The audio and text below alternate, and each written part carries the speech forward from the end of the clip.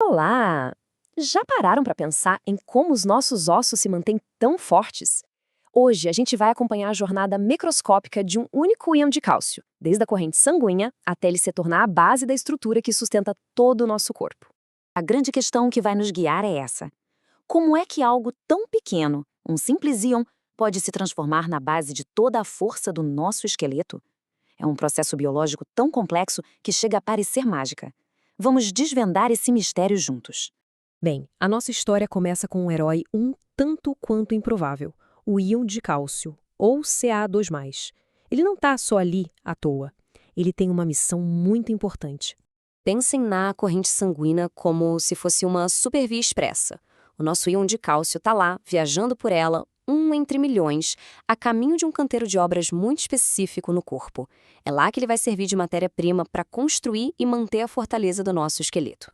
Então vamos lá, para a primeira etapa dessa viagem, o caminho do íon de cálcio saindo da corrente sanguínea e chegando finalmente ao tecido ósseo. O que a gente vê aqui é a simplicidade em ação. O cálcio simplesmente se move do plasma para o fluido que banha as células ósseas num processo que a gente chama de difusão passiva. É como uma gota de corante se espalhando na água, sabe? Não gasta energia nenhuma e pronto, nosso íon chegou ao seu destino. Mas olha só, chegar no bairro não é o suficiente. O íon de cálcio precisa entrar na fábrica. E essa fábrica é uma célula super especializada chamada osteoblasto. Esse é o momento crítico da jornada. A primeira maneira de entrar é através dos canais de cálcio. Pensem neles como portões exclusivos que se abrem só para deixar o K2K passar. A segunda via já exige um pouco mais de trabalho. É o transporte ativo.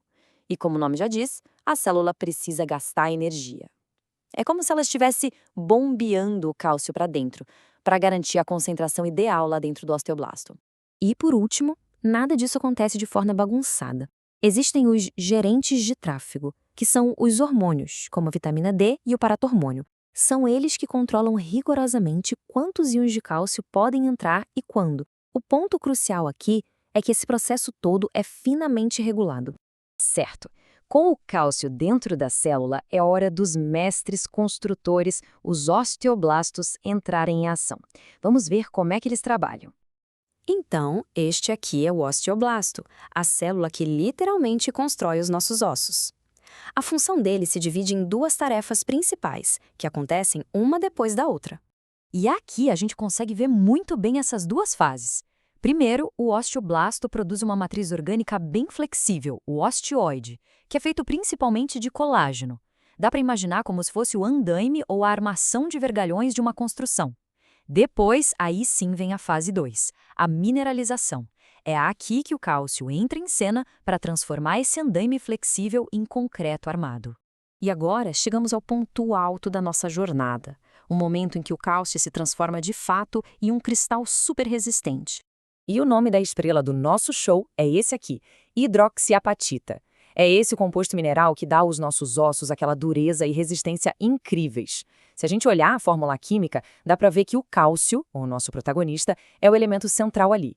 É a combinação de cálcio e fosfato que cria essa estrutura poderosa. Mas como é que a hidroxiapatita se forma exatamente?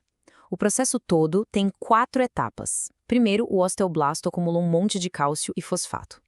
Em seguida, ele libera umas vesículas, como se fossem umas bolinhas cheias desses minerais. É dentro delas que os primeiros cristais começam a se formar, um processo chamado nucleação. Por fim, esses cristais crescem e se espalham, endurecendo toda aquela matriz de colágeno.